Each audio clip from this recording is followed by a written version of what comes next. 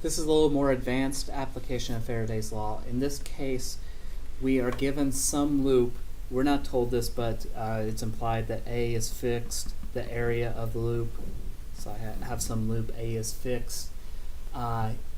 B varies varies in time according to this equation, Bmax times e, the logarithmic exponential raised to the negative AT power, where A is a constant and T is time. So the area of the loop is not changing. The orientation of the loop is not changing. Phi is fixed. So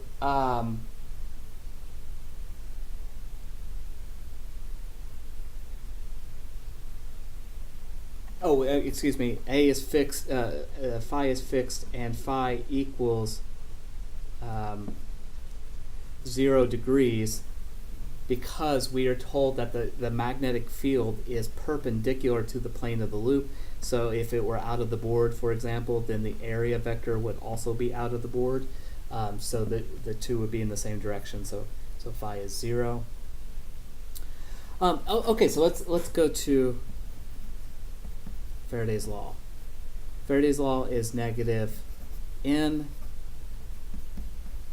d phi b over dt. That's negative n times the flux, the time rate change of magnetic flux. Well, we're not told this explicitly, but if there's one loop, we know n equals 1, correct? And we don't know anything about directions or whatever, so we're just going to say that we're looking at the absolute value here.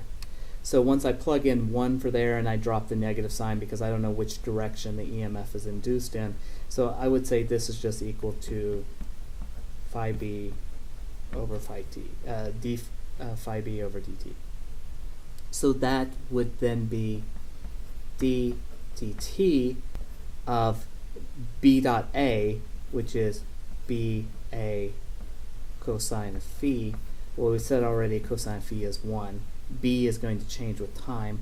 A is constant, so I can pull A out. So it's just A dB dt, or A times d dt of Bmax e to the negative AT.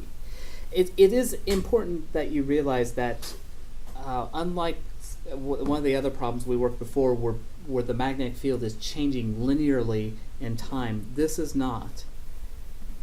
So if we look at the magnetic field as a function of time, it starts here at Bmax and exponentially decays. If it were to just decrease linearly, well, the derivative would give us the slope, so then dB dt would just be the change in the magnetic field over the change in time, which would work for a linear change. But that is not the case we have here.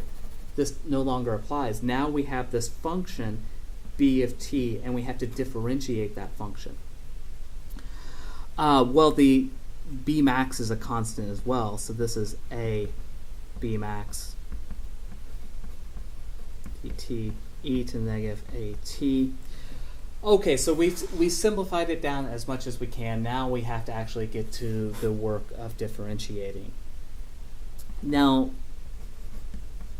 this is not that difficult of a derivative, but if you if you're not familiar with the rules of how to handle this, I'll just do it explicitly in many steps. So let u equal negative at, then du is equal to du dt is equal to negative a, right? It's going to be a little trick we're doing. So I go back to this equation and I'll say d du times du dt, and so the du's cancel here and you're just left with d dt. Why is that important? Because we started with d dt, so we have to end with the same thing. These two things give you that. du's cancel, you're left with d dt, which is what we had before. And then I can say operate this on e to the u. So I've taken this stuff, let u stand for it, put this in terms of u instead, and now I have du dt, which is this stuff. So what I'm getting at is nothing changed from here to here. This is all consistent. But I'm getting at a way to do the more complicated integral. So this is, let's say I just rearrange this a little bit. Du dt d du e to the u. So a Bmax du dt, we have that. That's negative a. And d du, what's the derivative of e to the u? That's just e to the u. So now that I've performed that derivative, I can come back down and say a Bmax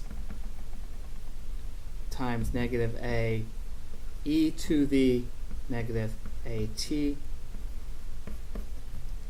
And if you want, because I've been talking about absolute values, so you can drop that negative again here, or if you had left the negative in all along, it would become a positive. Bmax a e to the negative at. Because we're not predicting the direction here, so the negative is not such a big deal.